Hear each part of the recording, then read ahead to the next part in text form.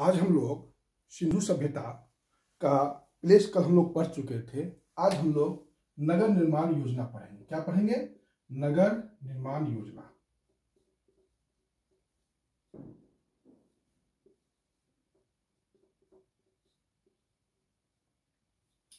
कल हम लोगों ने पढ़ा था सिंधु सभ्यता का स्थल। हम लोग नगर निर्माण योजना शुरू कर रहे हैं, लेकिन उससे पहले थोड़ा स्थल पर एक दो पॉइंट और हम लोग नोट कर ले तो अच्छा होगा। देखिए, रंगपुर और रोजरी जो मैंने बताया था गुजरात में है।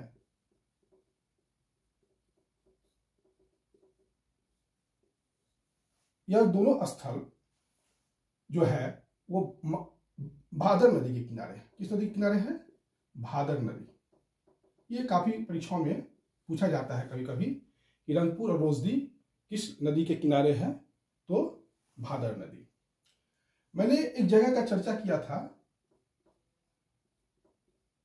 और मैंने बताया था कि वो ताप्ती नदी के किनारे है और सूरत जिला में है। शायद मैंने सूरत बताया था, सूरत जिला में है गुजरात में, लेकिन ताप्ती नदी के किनारे है ये नहीं बताया। कभी कभी आपसे परीक्षा में पूछ लिया जाता है, यूपीपीसीएस उत्तर प्रदेश लोक सेवा आयोग में, गोरखपुर और गोरखपुर के बगल में ऑप्शन दे देगा ताप्ती, लेकिन गोरखपुर जो है राप्ती किनारे। या कभी कभी यूपी में ऐसा क्वेश्चन किया जाता है प्रायः, तो इसको आप लोग ध्यान दीजिएगा। गुजरात में एक जगह पाटड़ी है, ये भी काफी इंपॉर्टेंट प्लेस है। यह सब है गुजरात के बारे में। कल गुजरात पढ़ाते समय हमने लोथल के बारे में भी कुछ सूचना आप लोगों को दिया था।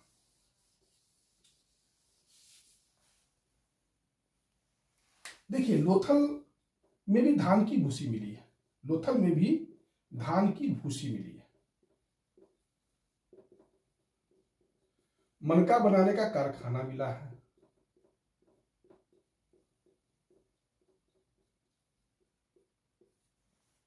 घोड़े की लघु मूर्ति मिली है।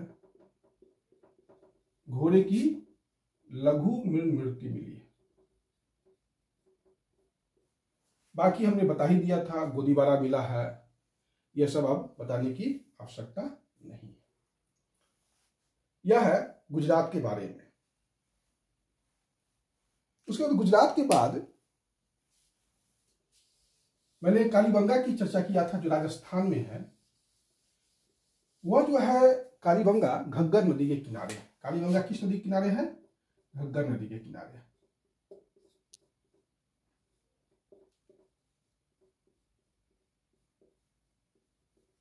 कल मैंने एक चीज आपको पढ़ाते से बता दिया था कि यहां से 3 युगल समाधि मिला है।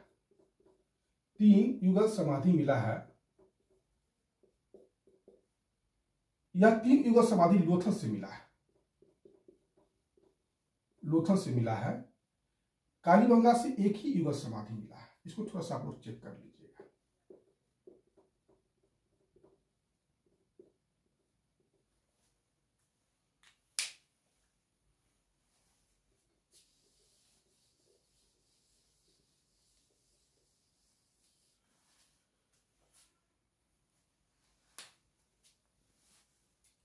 यह सब कुछ इंपॉर्टेंट आपके लिए तथ्य है जो परीक्षाओं में पूछा जाता है। ऐसे पूछना नहीं चाहिए। राखी गढ़ी का हाल में जो मतलब जो खोज किया गया है, जो उत्खनन किए हैं, वो है प्रोफेसर बसंत सिंह। ऐसे ही पूछना नहीं चाहिए, लेकिन फिर भी हम आपको बता देते हैं, प्रोफेसर बसंत सिंह।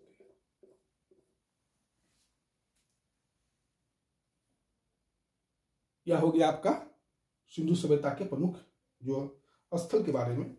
कभी कभी हो सकता है यूपी उत्तर प्रदेश लोक सेवा आयोग पूछ ले, पाटड़ी कहाँ है, पाटड़ी प्लेस के बारे में। तो ये प्लेस भी गुजरात में है। ये प्लेस भी गुजरात में है। यह सिंधु सभ्यता के जो प्लेस है उसके बारे में आपको सूचना था। इस प्रकार से सिंधु सभ्यता का सारा प्लेस के बारे में आपको मैंने सूचना दे दिया, परीक्षाओं में प्रश्न इसी के बीच से आपको आएंगे। यह तो तत्र कुछ भी पढ़ने की आवश्यकता नहीं है। आप लोग इसको दर्शक के रूप में न देखें, इस वीडियो को एक पाठक के रूप में देखें, एक प्रतियोगी परीक्षाओं के रूप में देखें और एक लिसनर के रूप में देखें। तब इस वीडियो का आपको बहुत ही जो है दीर्घकालिक फायदा मिलेगा। अब हम लोग सिंधु सभ्यता का नगर निर्माण योजना देखते हैं। सिंधु सभ्यता का नगर निर्माण योजना। अब हम लोग टॉपिक पर आते हैं।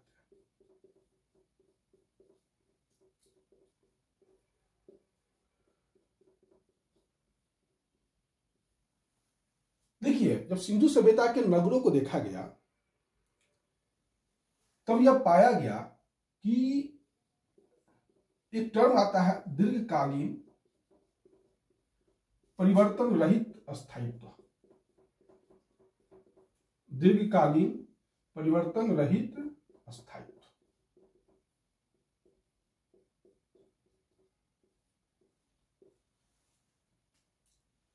सिंधु सभ्यता के बारे में मैंने बताया था कि 12,99,600 वर्ग किलोमीटर में यह सभ्यता फैलाई हुई है।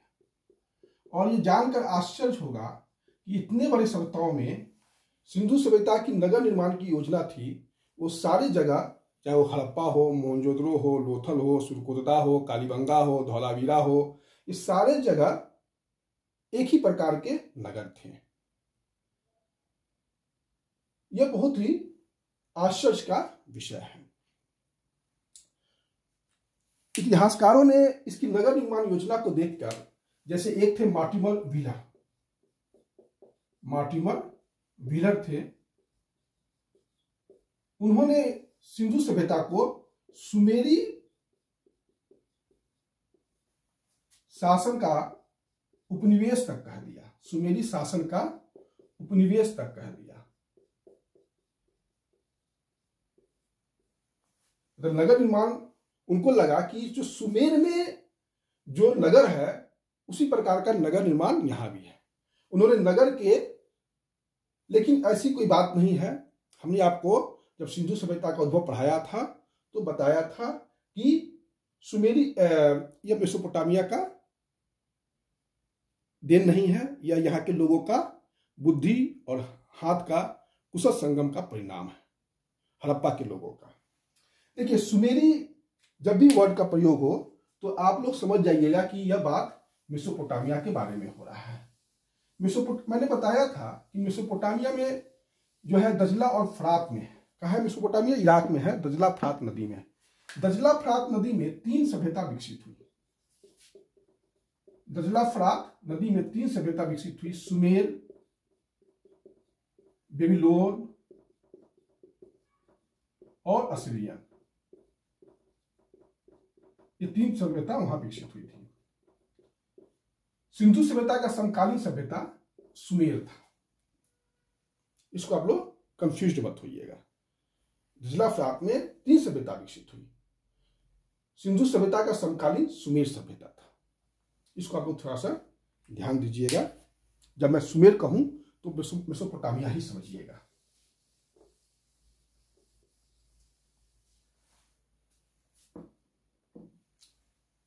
सिंधु सभ्यता की सबसे प्रमुख विशेषता उसकी नगर निर्माण योजना थी। हड़प्पा, मोहनजोदड़ो, कालीबंगा, सुरकोतदा, धौलावीरा, लोथल, ये सभी इसके प्रमुख नगर थे। नगर निर्माण योजना को वास्तुकला भी कहा जाता है। क्लियर समझिएगा, नगर निर्माण योजना को वास्तुकला भी कहा जाता है। यहां पर आप लोग कंफ्यूज नहीं होइएगा। कोई भी शहर हो, देखिए हड़प्पा के साथ दिक्कत क्या हो गया ना, हड़प्पा में हुआ कि 1856 में वहां एक रेलवे लाइन बन रहा था, और रेलवे लाइन बन रहा था लाहौर से कराची के बीच में। और इस रेलवे लाइन को बनाने में हड़प्पा के जो भी भवन के जो ईंट थे उसका प्रयोग कर लिया गया। इसलिए हड़प्पा के बारे में हमें पर्याप्त सूचना नहीं मिल पाता है। क्यों? क्योंकि लाहौर कराची जो रेलवे लाइन बन रहा था उसके पटरी के नीचे, लोहे की पटरी के जो नीचे गिट्टी का प्रयोग होता है वो इसी ईटा का प्रयोग करके बनाया गया था हड़प्पा की जगहों का। इसको आप लोग, लेकिन फिर भी जो हड़प्पा के जो और शहर हैं उसको देख के यह विद्वानों ने निष्कर्ष निकाला कि मोहनजोदड़ो सिंधु सभ्यता का सभी प्रमुख नगर दो भाग में बटे थे, पूर्वी भाग और पश्चिमी भाग। सॉरी, इसको थोड़ा सा उल्टा कर लीजिए, ये ऐसे नहीं।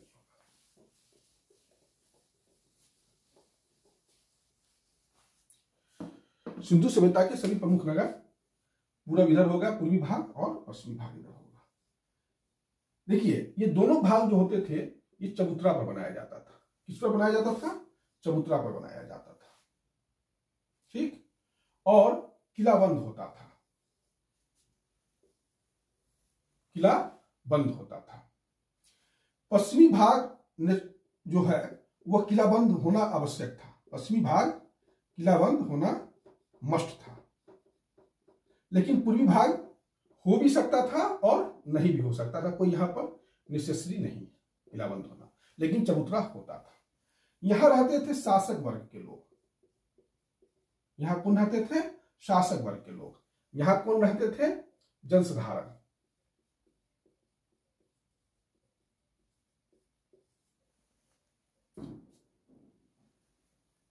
हड़प्पा, मोहनजोदड़ो और कालीबंगा। हड़प्पा, मोहनजोदड़ो और कालीबंगा, ये तीनों शहर की विशेषता यह है कि इसका पश्चिमी भाग भी किलाबंद है और पूर्वी भाग भी किलाबंद है। क्लियर? कोई दिक्कत नहीं, दिक्कत होना चाहिए। लोथल और सुरकोतदा दो ऐसे शहर मिले,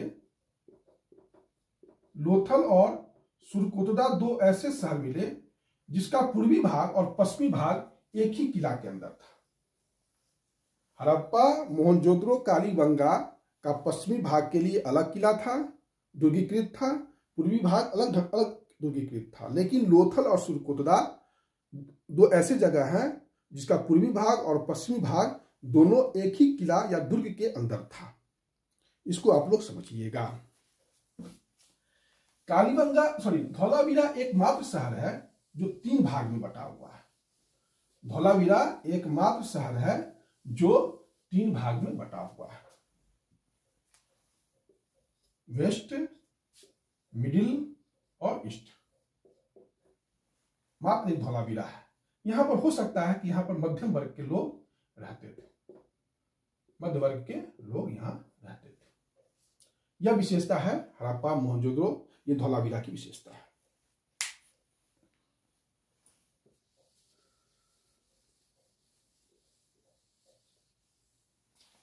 देखिए जो मकान होते थे वो सामान्यतः 1 मंजिला भी होते थे, 2 मंजिल भी होते थे, लेकिन सारे मकान की विशेषता थी कि आंगन होता था, आंगन में उस चारों तरफ से फिर मकान होता था, सॉरी कमरे होते थे।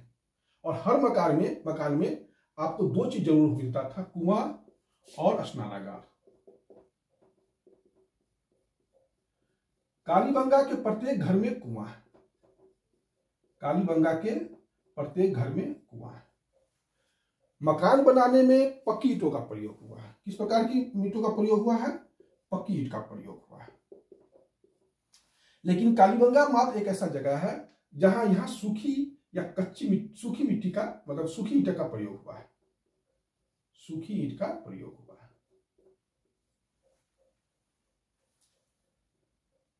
लेकिन कालीबंगा के प्रत्येक घर में कुआं है। यह कालीबंगा की बहुत ही प्रमुख विशेषता है। हड़प्पा और मोहनजोदड़ो का जो नगर विन्यास है उसके सामने में कालीबंगा थोड़ा सा दीनहीन बस्ती लगता है। मेरे कहने का अर्थ यह है कि हड़प्पा और मोहनजोदड़ो काफी भव्य नगर थे, उसके सामने में कालीबंगा का कोई मतलब आप कह सकते हैं कि कोई हस्ती नहीं था, कोई मतलब कोई एग्जिस्टेंस नहीं था, मतलब कोई आप कह सकते हैं कि दीनहीन बस्ती जिसको कहते हैं, दीनहीन बस्ती आप इसका शब्द का प्रयोग कर सकते हैं।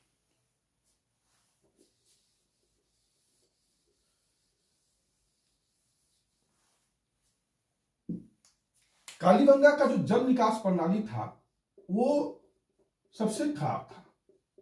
कालीबंगा का जल निकास प्रणाली सबसे खराब था। सबसे अच्छा कहाँ का था? तो लोथल का था। सबसे अच्छा कहाँ का था? लोथल का था। देखिए, मकान में जो दरवाजा होता था वो मुख्य सड़क की तरफ नहीं खुलता था। मकान में दरवाजा जो होता था वो मुख्य सड़क की तरफ नहीं खुलता था। वो कहां खुलता था? गली की तरफ खुलता था। सिर्फ लोथल अपवाद है। लोथल क्या है? अपवाद है। लोथल में जो दरवाजा था वो मुख्य सड़क की ओर खुलता था।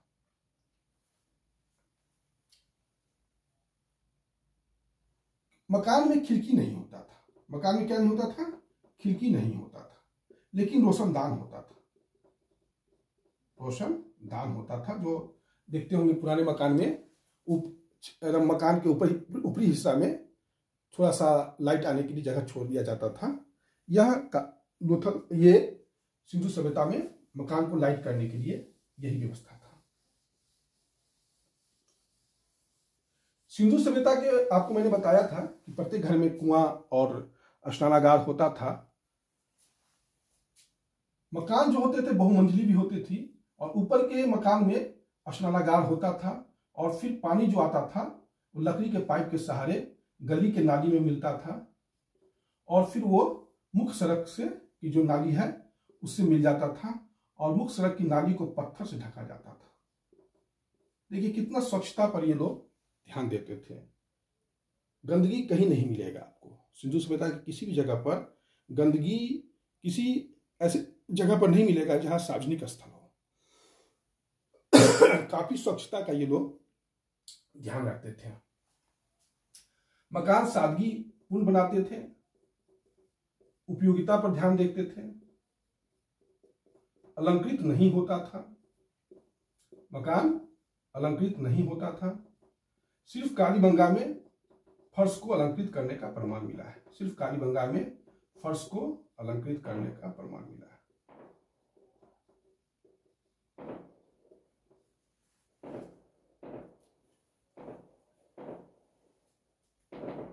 देखिए, जहां तक पक्की ईंट का बात है तो मिस्र में भी जो समकालीन सभ्यता थी तो सूखी ईंट का प्रयोग होता था। मेसोपोटामिया में भी, चाहे सुमेर कह सकते हैं उसको, वहां भी हुआ है, लेकिन सिंधु सभ्यता में बहुत व्यापक पैमाने पर हुआ है। सिंधु सभ्यता में क्या है? बहुत व्यापक पैमाने पर हुआ है। ये इसकी सबसे बड़ी विशेषता है। और सबसे बड़ी विशेषता है कि ईंटों का जो साइज है वो 4:2:1 में है, और ये 12,99,600 वर्ग किलोमीटर में यह समान चीज हम लोगों को देखने को मिलता है।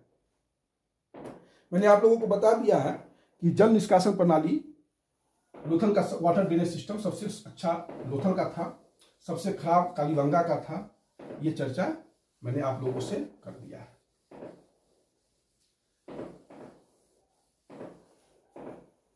एक धौलावीरा है जो मैंने बताया है कि यह 3 भागों में बटा था। धौलावीरा के जो है वहां से कुछ बहुत ही इंपॉर्टेंट चीज सब मिला है, जैसे विशाल प्रवेश द्वार। विशाल प्रवेश द्वार, और उस प्रवेश द्वार पर लकड़ी पर कुछ लिखा हुआ मिला है। लकड़ी पर कुछ लिखा हुआ मिला है। क्या लिखा हुआ है? क्योंकि हम लोग अभी तक पढ़े नहीं है, इसलिए नहीं बता सकते हैं, लेकिन लकड़ी पर कुछ लिखा हुआ है प्रवेश द्वार के ऊपर में। यह सब अभी तक जो सिंधु सभ्यता में जो भी जगह मिला है उसमें सबसे ज्यादा जो एक ही साथ लकड़ी पर लिखा हुआ सबसे बड़ा अभिलेख आप कह सकते हैं कि धौलावीरा से ही मिला है। पत्थर है और जल कुंड है। सबसे बड़ा वाटर का जो रिजर्व होता है, वाटर पानी का जो बहुत बड़ा तालाब जिसको कह सकते हैं, जो पत्थर से घिरा हुआ था, वो हमें धौलावीरा से ही मिला है।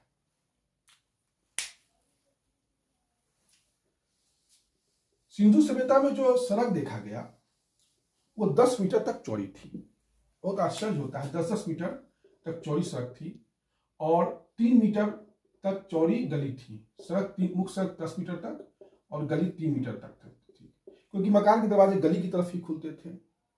ऐसा हो सकता है कि वो चोर डाकू से अपना बचाव के लिए ऐसा करते होंगे, लेकिन क्या सही बात है, चूंकि लिपि तो पढ़े नहीं है, इसलिए हम लोग कुछ भी कंफर्म नहीं बोल सकते। सभी सड़कें एक दूसरे को समकोण पर काटती थी। समकोण पर काटने के कारण जो शहर होता था वो जाल की तरह या नेट ग्रिड नुमा की तरह लगता था। ग्रिड नुमा, शतरंज भी कह सकते हैं, पूछा जा सकता है परीक्षा में, सब पूछ लिया जाता है कभी कभी, जाल नुमा, ग्रिड नुमा, शतरंज नुमा, तो ये ध्यान में आपको देना। क्योंकि सड़कें एक दूसरे को समकोण पर काटती थी, तो इससे क्या होता था कि मकान जो होते थे या तो आयताकार होते थे या वर्गाकार होते थे।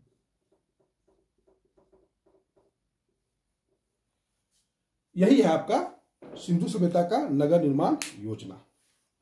अगर आप लोग इसको ठीक से कर लीजिएगा तो आगे आप लोगों को इससे ज्यादा कोई जरूरत नहीं है। समान अध्ययन का जो मुख्य परीक्षा में भी प्रश्न आते हैं इस पर, लेकिन वहां पर हम लोगों को तथ्य तो यही रहेंगे, लेकिन लिखने का और भी इनपुट हम लोग इसका देंगे। चीजें वही रहती है प्रारंभिक परीक्षा में, मुख्य परीक्षा में और साक्षात्कार में, बस नजरिया बदलता है। उसको एक जगह आपका ऑब्जेक्टिव है, एक जगह सब्जेक्टिव है, और एक जगह जो है आपका अंतर्मन है, जो आप अपने इंटरव्यू बोर्ड के सामने में प्रस्तुत करते हैं।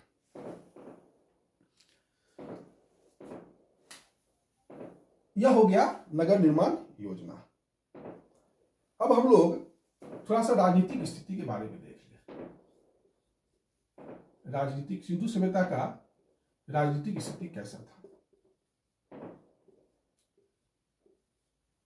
एक थे स्टुअर्ट पिगट,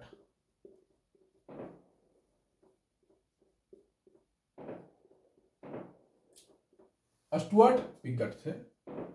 इन्होंने कहा कि सिंधु सभ्यता में पुरोहित का शासन था। पुरोहित का शासन था।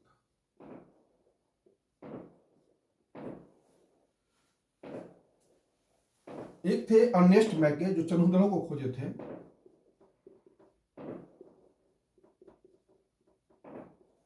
इन्होंने कहा कि यहां प्रतिनिधि मूलक शासन था।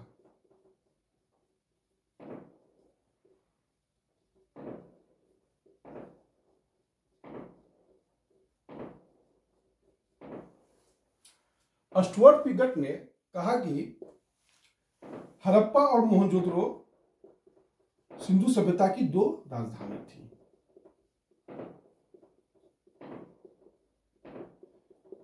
और उन्होंने कुषाण काल का संदर्भ दिया। कुषाण काल में भी 2 राजधानी थी, फिरोजपुर या पेशावर, और दूसरी राजधानी थी मथुरा। मार्टिवर विलर ने भी कहा कि मुल्तान और मंसूरा जिस प्रकार राजधानी थी 2, उसी प्रकार सिंधु सभ्यता के पास भी 2 राजधानियां रही होंगी। आप लोगों को इतना नहीं पूछेगा, बस आप लोग इतना ही ध्यान रखिएगा कि पुरोहित का शासन किसने कहा, तो स्टुअर्ट पिगट ने कहा, और अर्नेस्ट मैके ने प्रतिनिधि मूलक शासन कहा।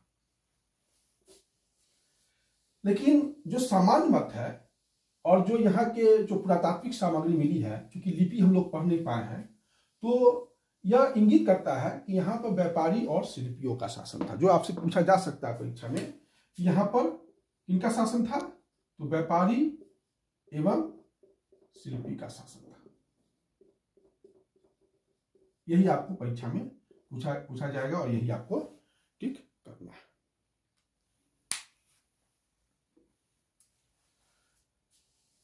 इसके बाद हम लोग सिंधु सभ्यता का सामाजिक स्थिति देखें।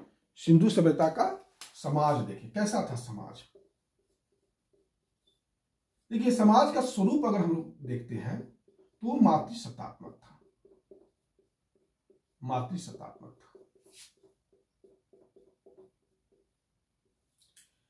यहां पर दास प्रथा भी देखने को मिलता है। यहां दास प्रथा भी देखने को मिलता है।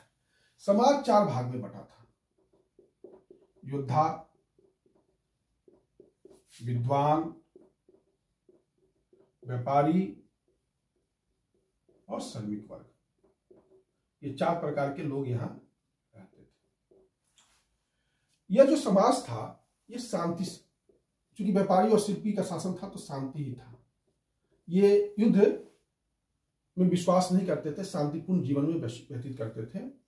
और ऐसा हम इसलिए कह सकते हैं कि यहाँ जो औजार मिले हैं वो लड़ने वाले हथियार नहीं मिले हैं, लड़ने वाले हथियार न के बराबर मिले।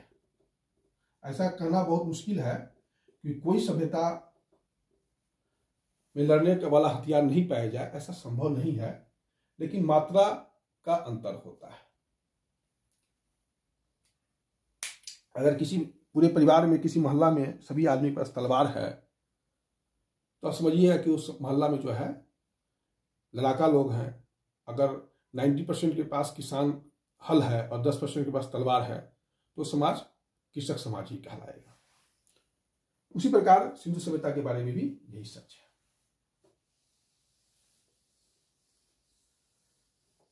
सिंधु सभ्यता के लोग शाकाहारी और मांसाहारी दोनों थे। सिंधु सभ्यता के लोग क्या थे? शाकाहारी भी थे और मांसाहारी भी थे।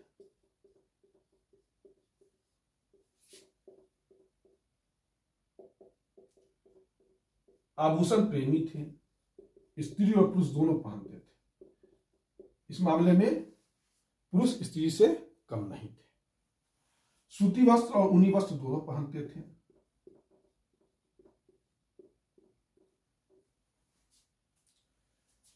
मनोरंजन का साधन अगर देखा जाए, मनोरंजन का साधन तो पासा खेलना, मछली पकड़ना, जानवर को आपस में लड़ाना, शिकार करना, ये सब इनका काम था। शतरंज जो है ये सिंधु सभ्यता का ही देन है, इसको याद रखिएगा। शतरंज जो है सिंधु सभ्यता का ही देन है। अब है कि सिंधु सभ्यता में जो लोग थे वो किस प्रकार के थे, कौन सा प्रजाति था उनका, प्रजाति कौन सा था? तो यहां 4 प्रजाति के लोग रहते थे। पहला प्रोटोस्टलाइड,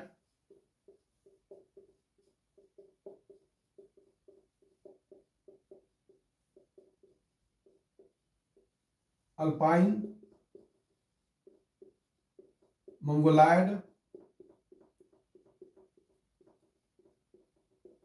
और भूमध्यसागरीय।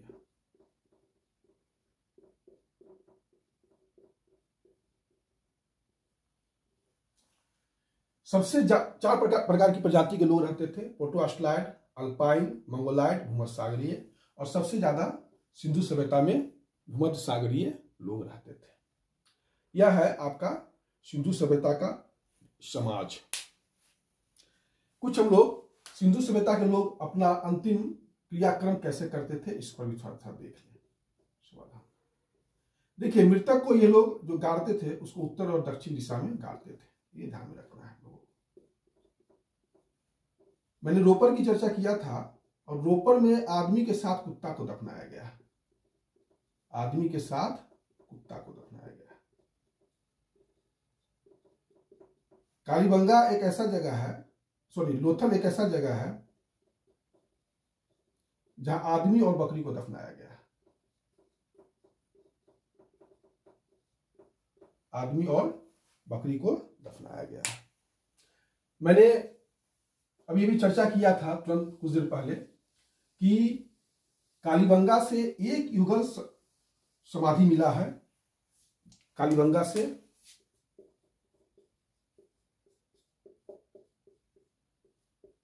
एक युगल समाधि मिला है,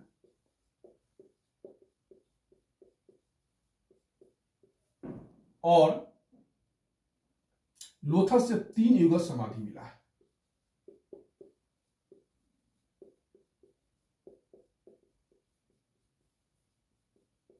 इसका अर्थ यह है कि सती प्रथा का यहां पर प्रमाण देखने को मिल रहा है। ठीक, 3 प्रकार के समाधान थे। पूर्ण समाधान, इसमें सबको खुले में ही छोड़ दिया जाता था। आंशिक समाधान, आधा जो है जब खा पी लेता होगा पक्षी वगैरह तो फिर उसको जमीन के अंदर गाड़ दिया जाता होगा। और दाह संस्कार, मार्शल का कहना है कि यहां पर दाह संस्कार सबसे ज्यादा प्रचलित है। मैंने आपको हड़प्पा पढ़ाते समय एक कब्रिस्तान का भी चर्चा किया था जिसका नाम है R37 जो हड़प्पा से मिला है। यही है आपको आज का क्लास, इतना ही। फिर हम लोग नेक्स्ट क्लास में कुछ नए टॉपिक के साथ आपके सामने प्रस्तुत होंगे। धन्यवाद।